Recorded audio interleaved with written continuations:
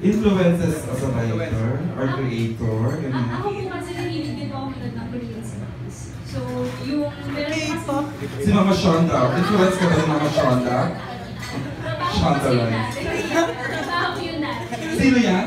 Hindi, mga Korean series po kasi. Correct, So, correct. yung number ko before, nag-review ako ng mga Korean dramas. Oo, kasi she used to be with the international acquisitions ng ABS-CBN. So, she deals with international projects. Bago siya naging writer ng Star Cinema. So, may writers po na Hong Sisters. So, Ulit? Ano yan? Hong Sisters po yung Oh, yeah! The Hong Sisters! Yeah, so magkapatid sila na sisters. Ay, magkapatid na sisters na ako. So, yung Magkapatid na sisters! sa mother, Classmate mo na. Last blockbuster movie mo. yun po. So, The Hong ano sila, Sisters. sobrang rom-com, hardcore rom-com writers po sila. Someone Hollywood. Sorry, go ahead. Ay, ano po? Ano sa series nila? My girlfriend is Ayun. Oh, Miss Carmi, influences as a creator, writer, si Shonda. Ching, may natas sila. Shonda. Ano ba?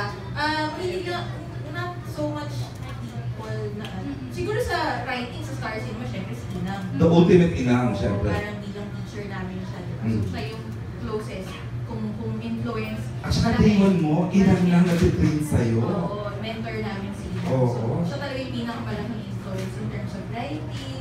Tapos, syempre, mixed yun with yung mga napanood ko ng pelikula over the years. So si inang talaga ang ultimate. Direct May, as a creator, director, may influences pa sa'yo sila si Steven, si Kasi si Steve. Post kami. Kasi si Inang, syempre, kasi Of course. inang namin yun eh.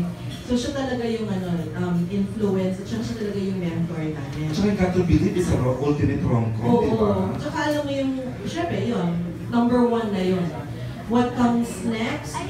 Yeah, I also watch Korean novelas. You do? Oo. The Hong Sisters as well. Yung close na Wow! Not close down. Okay.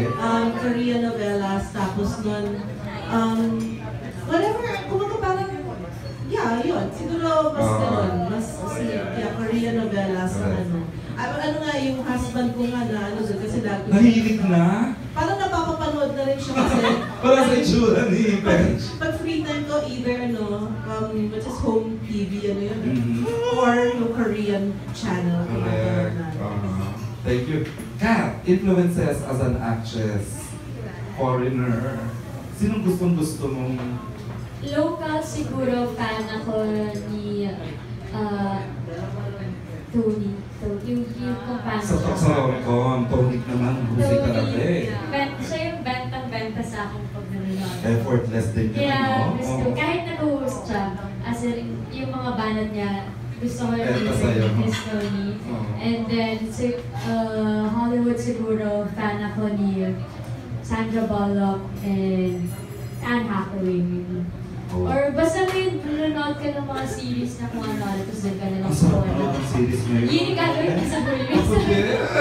30 Reasons Why is a Yeah, good 30 one. Reasons Why. Finish ko na. I know. Netflix na, di ba? Netflix. Influences as an actor, dito sa rom-com, sa series, drama, pitch. Siguro sa foreign, dami akong gusto.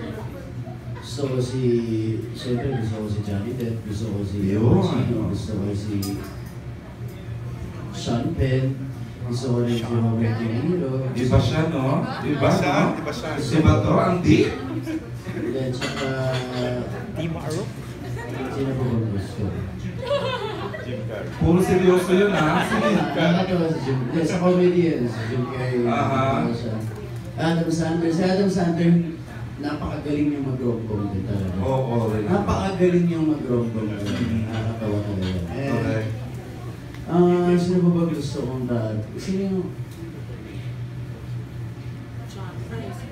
Tom Hanks. So, okay, And marami sa akin gusto mo. Ha? Marami akong favorite. Marami siyang favorite. And with that beautiful